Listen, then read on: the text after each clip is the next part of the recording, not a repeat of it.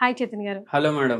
చైతన్య గారు, మోకాల నొప్పి అన్నది దేనికోసం వస్తుందో కూడా తెలియకుండా వచ్చేస్తుంది. ఇప్పుడు కూర్చున్నాం కదా, సడన్గా లేవాలనుకుంటే పట్టేసినట్టు అవుతుంది. ఇహ అంతే స్టార్ట్. అక్కడి నుంచి ఇంకెందుకు ఈవెన్ మనం పడుకొని మార్నింగ్ లేచి చలిగా ఉంది ఫ్యాన్ ఆఫ్ చేద్దామని సడన్గా లేచి ఫ్యాన్ ఆఫ్ అసలు ఒక అడుగు వేసే లోపే మోకాల నొప్పులు స్టార్ట్ అయ్యే పరిస్థితికి వస్తుంది. ఎందుకలా అవుతుంది అసలు? ఎందుకలా అవుతుంది అనేది ఇంతకు ముందు మనం ఎన్నో కారణాలు మాట్లాడినాం. ఇవాళ ఎటువంటి కారణం మాట్లాడుతానో మోకాలు నొప్పులు రావడానికి కారణానికి మీరే హవాక్ అయిపోతారు. మార్నింగ్ లేవగానే ఏం చేస్తారు మేడం మీరు? బ్రష్ చేసుకుంటామండి. ఆ టూత్ బ్రష్ వల్ల మోకాలు నొప్పులు వస్తున్నాయండి. విచిత్రం, ఏం మాట్లాడుతుండు డాక్టర్ అనేసి అనిపిస్తుంది కదా. ఏంటంటే ఇండోనేషియాలో వర్షాలు అయినాయి. మొత్తం ఇయర్ అవుతుంది ఇండోనేషియాలో వర్షం.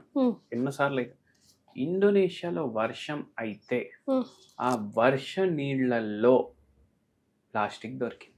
వర్షం నీళ్ళలో ప్లాస్టిక్ దొరికింది.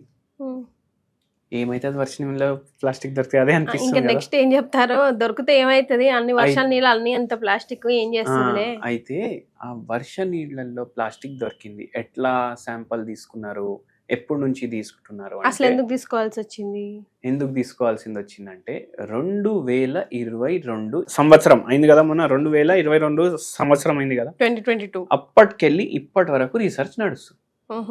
నేను ఏదో ఇట్లా నోట్కొచ్చింది వాగ్దలేదు, విత్ ప్రూఫ్ మాట్లాడుతున్నా. మీరు కావాలంటే గూగుల్ చేసుకొని చూడండి.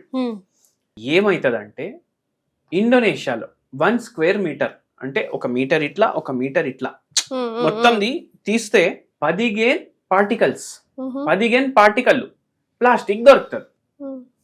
15 పార్టికల్స్ ప్లాస్టిక్ దొరుకుతుంది వర్షమైన కాడ ఇండోనేషియాలో. అంటే ఈ రీసెర్చ్ ఇండోనేషియాలోనే అయింది ఇప్పుడు వరకు. అందుకే ఇండోనేషియా గురించి మాట్లాడుతున్నాం మనం. వర్షమైన కాడ 1 స్క్వేర్ మీటర్ లో ఇది కౌంటింగ్ చేస్తే 60కి వెళ్ళిపోతుంది. అంటే భూమి మీద కౌంట్ చేస్తుండ్రు. ఇప్పుడు నాకు కూడా చెప్పండి, భీమవరంలో ఉండేటోళ్ళు, కాకినాడలో ఉండేటోళ్ళు, రాజమండ్రిలో ఉండేటోళ్ళు, శ్రీకాకుళంలో ఉండేటోళ్ళు, కోస్టల్ ఆంధ్ర కదా మొత్తం, నెల్లూరులో ఉండేటోళ్ళు, అవునా కాదా? వాళ్ళ ఫేవరెట్ ఫుడ్ ఏముంటుంది చెప్పండి? ఫిష్ లో ఏం తింటారు? చేపల పులుసు తింటారు. ఏమైతుందంటే ఇండోనేషియాలో ఈ వాటర్ భూమి మీదనే పడదు వర్షం, దీన్ని ప్లాస్టిక్ రెయిన్ అంటారు. యాసిడ్ రెయిన్ మనకు స్కూల్లో చదివిస్తారు. బండ్లకెళ్ళి పొగ వస్తుంది, కాలుష్యం అవుతుంది, నీళ్లతో కలుస్తుంది, పైకి పోతుంది, మళ్ళా కిందికి వర్షంలోకి వస్తుంది, అది యాసిడ్ రెయిన్. ఇప్పుడు ప్లాస్టిక్ రెయిన్ ఇది సముద్రంలో పడుతుంది, రివర్స్ లో పడుతుంది. ఫార్మ్స్ ఉంటాయి. ఏం ఫార్మ్స్ ఉంటాయి? చేపల ఫామ్లు. దాంట్లో పడుతుంది, చేపల్లో పోతుంది, అదే తింటాం. అది మన ప్లేట్ లో వస్తుంది. ఏమైనా చేసినాం అమ్మ చేపల పులుసు అనేసి తింటామా లేదా? తింటే కాదు ప్రాబ్లం. మొత్తం లోకంలో పవిత్రమైన ఫుడ్ ఏం ఫుడ్ చెప్పండి మీరు? ఆవు పాల కన్నా ఎవరి పాలు మొత్తం పవిత్రం?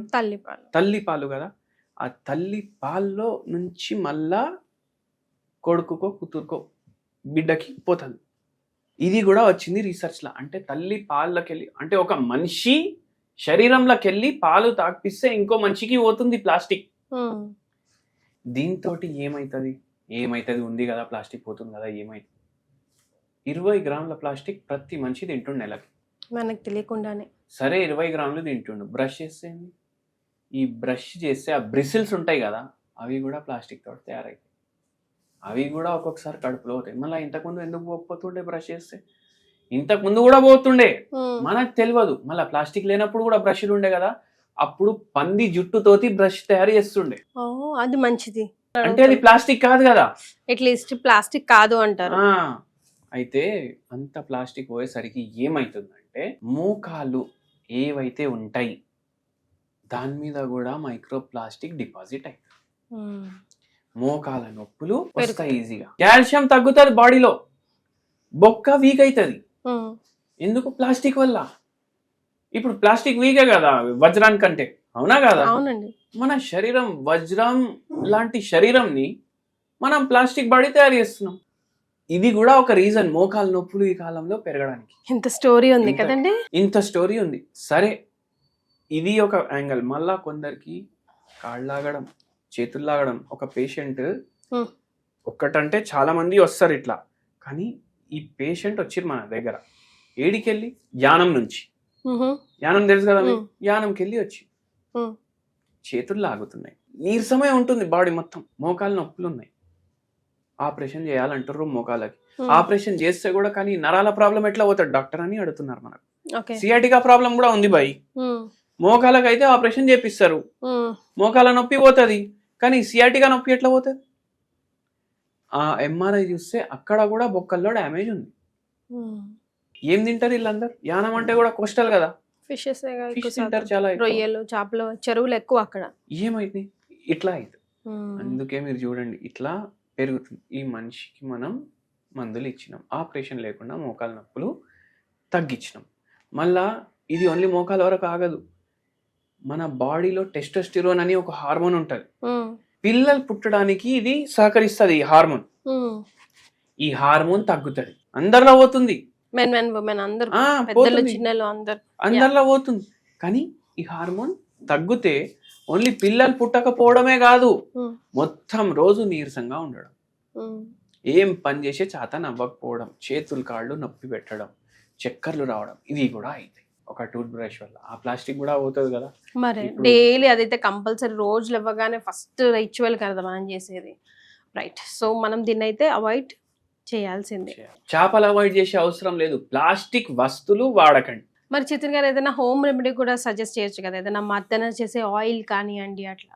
ఆవాల నూనె ఒక 200 గ్రామ్స్ తీసుకోండి, ఆవాల నూనె ఒక 200 గ్రామ్స్ తీసుకొని దీంట్లో ఒక 10 గ్రామ్స్ భీమసేని కర్పూరం పౌడర్ వేయండి. ఆవాల నూనె 200 గ్రామ్స్, దీంట్లో 10 గ్రామ్స్ భీమసేని కర్పూరం పౌడర్ వేసి వేయాలి. వేడి చేసుకోవాలి ఫస్ట్ ఆవాల నూనె, భీమసేని కర్పూరం పౌడర్ వేసి దీంట్లో వేయాలి, కలుపుకోవాలి. కలుపుకొని మీరు ఇది పెట్టుకోండి. ఇప్పుడు మీకు మోకాలు నొప్పులు అవుతున్నాయి, భీమసేని కర్పూరం పౌడర్ ఒక చిటికెడు మీరు గోరువెచ్చని నీళ్ళు వేసి తాగేసేయాలి. మీరు తాగినప్పుడే ఈ ఆవాల నూనె ఏదైతే మీరు తయారు చేసి పెట్టుకున్నారో భీమసేని కర్పూరం తోటి, అది కొంచెం చేతిలో తీసుకొని ఇట్లా అప్లై చేసి వదిలేయాలి. దాన్ని ఇట్లా రుద్దుకుంటా మొత్తం రోజు. మీరు చూడండి, ఇప్పుడు నా క్లినిక్ వచ్చి మీరు చూడండి, పేషెంట్లు కూర్చుంటారు కదా, ఒక 100 మంది కూర్చున్నారు అనుకోండి, దాంట్లో 5 మోకాలు నొప్పులు ఉన్న వాళ్ళు ఇట్లనే చేసుకుంటూ కూర్చుంటారు.